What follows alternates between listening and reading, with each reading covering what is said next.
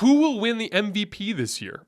So according to DraftKings right now, the odds are Jokic plus 450, Doncic plus 500, Giannis plus 550, Embiid plus 650, Tatum plus 800, Kevin Durant plus 1,400, Steph plus 1,500, Shai Gilgeous-Alexander plus 1,600, Devin Booker plus 1,800, Trae Young plus 1,800. Those are your top 10 MVP odds. But like, I'm kind of confused as to how these odds are being put together because like we've learned some lessons over the last couple of years with how MVP works. And it's less about like who's actually the most valuable player and a lot more about these voting trends that we see, right? Like win totals didn't seem to matter much to the voters the last 3 years, right? Like last year we had a 3 seed win MVP.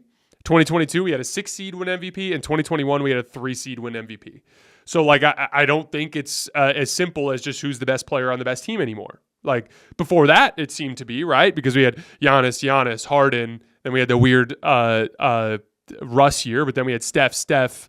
2014 was KD, right? So, like that's what 4 or 5 years, 4 out of 5 years that we had a 1 seed that won MVP. So, like, it's not that it doesn't happen, and that's certainly something that can happen, but it's extremely unlikely recently. That's just they've been targeting guys that have been doing more for lesser teams in the MVP race.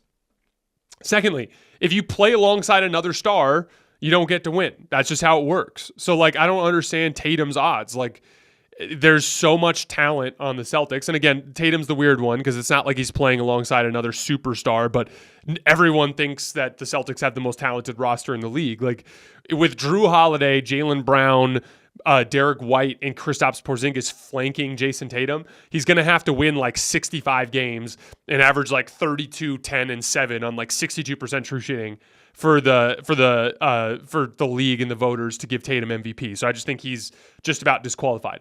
Giannis and Dame playing together, that's probably going to get them both disqualified. That's just what NBA history tells us. Anthony Davis with LeBron. Like, unless LeBron has a significant decline, I don't know that AD can win MVP. But if LeBron averages 27, 7, and 7 again this year with his reputation, Anthony Davis is not going to get MVP, right? Kevin Durant with Devin Booker, especially with Bradley Beal in the picture. I don't think either of those guys can win MVP. Both of them are in the top 10 for odds. I don't think we're going to see that. Kawhi and Paul George, right? Like those guys, NBA history has shown us, like look back. We had Embiid. He's playing alongside a limited version of Harden and Tyrese Maxey, who's a non-star, right?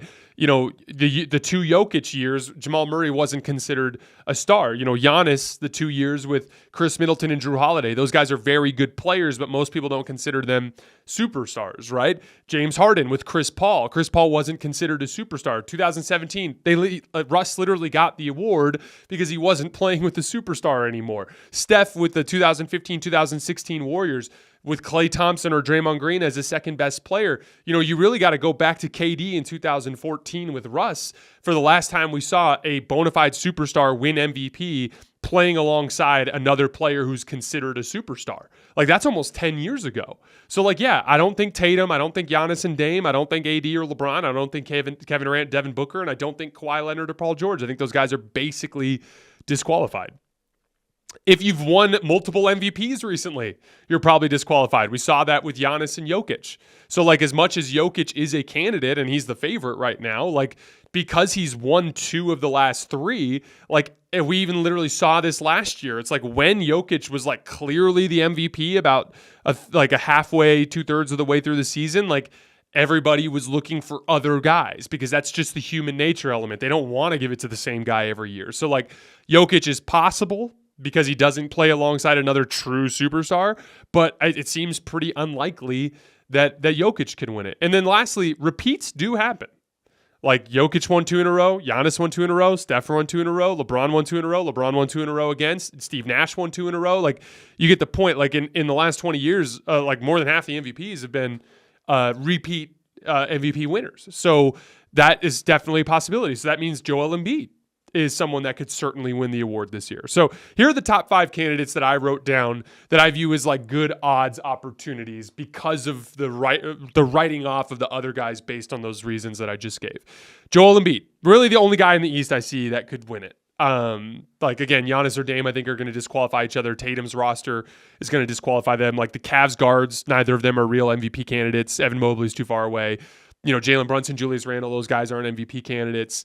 You look at guys that could in the future, guys like Paolo or Scotty Barnes, but they're both not even close to good enough yet, and their teams aren't even close to good enough yet. Like Trae Young, I don't think is going to win an MVP. So like I don't think there's anybody else in the Eastern Conference who really could be a candidate unless Jason Tatum goes for like the craziest statistical season ever and the Celtics win like 65 games, which is on the table, but I think somewhat unlikely, right? There are several good candidates in the West. I did not put Luka Doncic on this list just because I don't think they'll win enough games. And again, we've seen a 6 seed do it, right, with Nikola Jokic last year. But that was a little different. Like Jokic was considered by a lot of people to be the best player in the league at that time. The Nuggets, in terms of their win total, I think they won 48 games that year. Like, I don't think this Mavs team is winning 48 games. So, like, they were a 6 seed, but they were like a good 6 seed, right? I think this Mavs team is going to hover around 500 and be a play-in team, and I think that's going to keep Luka out of any chance of winning the MVP. So, here are the 4 guys in the Western Conference that I put down. Steph Curry. Yeah, he's won back-to-back before, but he hasn't won one in 7 years, so there's no voter fatigue. And if anything, it's the opposite of that because he won a Finals MVP 2 years ago, and so there's probably more optimism surrounding him. He's a solo star. Like, this second-best player is probably an Andrew Wiggins, right? Or maybe a Draymond or a Clay or a Chris Paul, depending on who you ask, but none of those guys are considered legitimate stars. And, like, if the Warriors finish with a better record than 2 of the Lakers, Sun, Nuggets trio, like if they finish with the 2 seed and Steph is putting up classic Steph numbers, like Steph's going to win MVP. Like that's on the table. And again, like I was mentioning earlier, they won 44 games with some really rough circumstances last year, so it's on the table.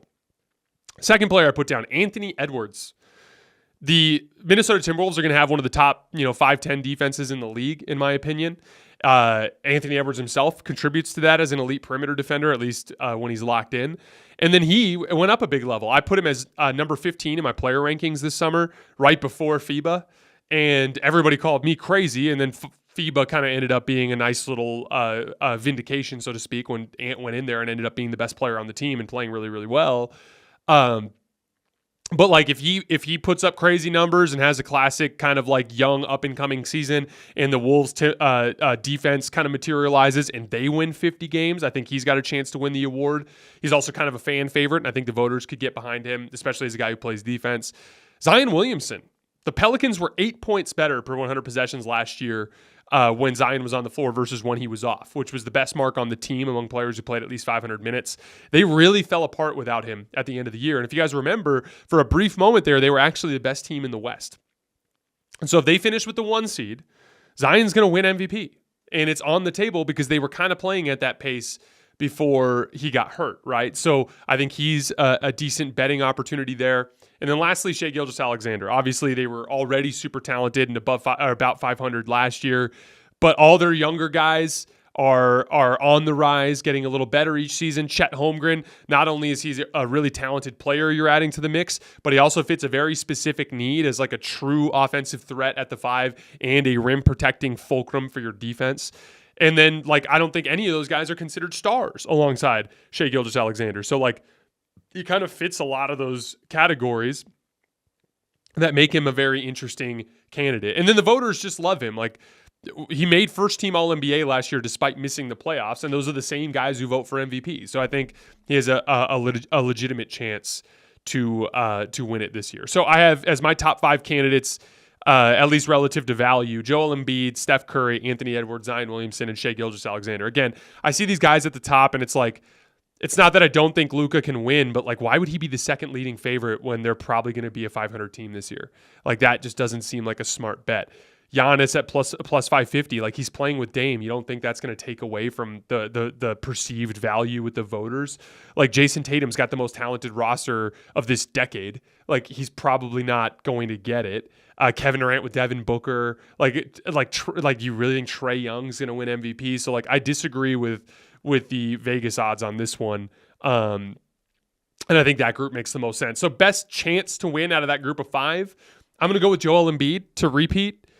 The sympathy from the Harden situation, I think, is going to play a role. It's going to be kind of similar to Jokic last year, where it's like without his guard, he's just going to get bonus points in MVP, right? Or I should say 2 years ago for Jokic.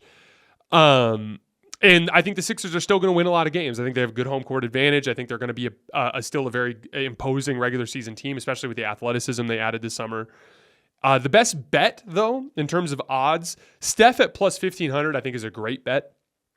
Because I think if the Warriors finish with a top 3 seed, he's got a really good chance to win it. Because he's going to be the one guy in that list who's not playing alongside other like perceived stars, right? I mean, even Jamal Murray with Jokic is probably a better player than, forget about probably, he is a better player than anybody else who plays on the Warriors, right? And then the other long shot odds that I like, DraftKings has Anthony Edwards at plus 3,000. That's a good bet. And they have Zion Williamson at plus 3,500. Those are really good long shot bets where you get some value.